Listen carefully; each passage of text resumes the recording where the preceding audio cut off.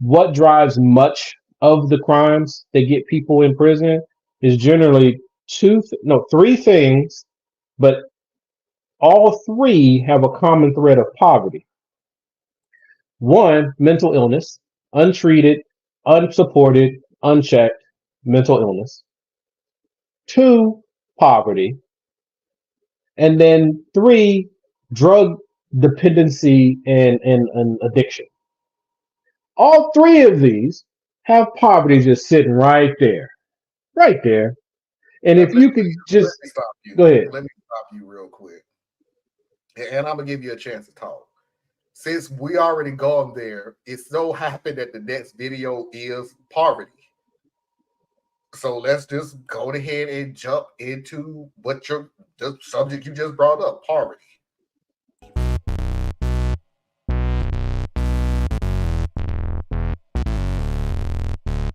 Being in poverty is perhaps the strongest predictor of whether or not someone will commit a crime. You see, desperate people often resort to desperate measures in order to survive. Disparities do not mean systemic racism.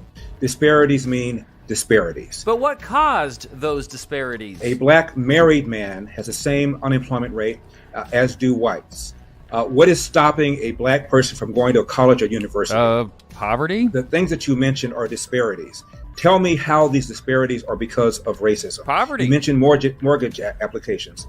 It is true that blacks are turned down at a higher rate for mortgages than whites. It's also true that Asians are turned down less often than whites. How do you explain that? Generational poverty caused by systemic racism. Again, poverty underlies all of these. And yeah, we must recognize that there's a lot of white folks in poverty as well, including much of my own family. This is why I think the term white privilege does more harm than good, raising awareness about systemic racism, as it tends to downplay the experiences of poor white folks. In reality, we could just as easily call it wealth privilege instead of white privilege.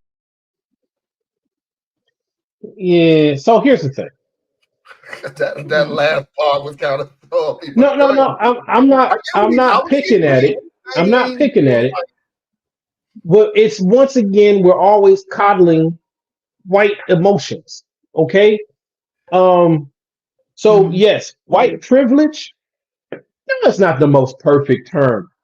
You'll never get to the most perfect terms. It's kind of like when they're saying defund the police. Well, that's a terrible term and we shouldn't use it. Well, what's a better one that would have even caused a conversation? Because we've been saying restructure and reshape and reform. We've been saying all that stuff for years. It wasn't until they said defund that the conversation started. White privilege is not saying that white people live a life of luxury and privilege. What it's saying is life is hard for all of us. But you can't count being non-white as being one of the things that makes it harder for you. Right? Like you don't walk out the door and be like, oh, I'm white. I might not get the job because my name's different than a white name. Look it up. Plenty of studies. There you go. Right? You got an ethnic sounding name. Your resume ain't getting pulled at the same rate. They got studies galore for this. Right? Talk to our Middle Eastern, Middle Eastern is the wrong term. Our Asian family members that are not like with Chinese and Korean names. Okay, because that's a privileged group within the Asian community. But you talk about Indian folks, Pakistani folks, where their names are like, to be funny, I'm being funny about it, but their names are like that long, right? 18 consonants and 3 vowels. But in order for them to get the job, Rajasthanistan has to change his name to Raj. Right? It's like this stuff is baked in. So when people tell you that there is no racism, I tell you, well, what language am I speaking? If it wasn't for the race situation, I wouldn't be speaking English. Okay? If it wasn't for some of the issues we have baked into hiring practices and things like that, then there wouldn't be a discrepancy between people with ethnic sounding names, which is just another way of saying non-white, and people with European or Anglican names, right? So white privilege, I get the emotion that it stirs up, but it's supposed to. it is a term that is supposed to make you pause and be like, wait a minute, I don't like how that feels. Because the opposite of privilege is oppression.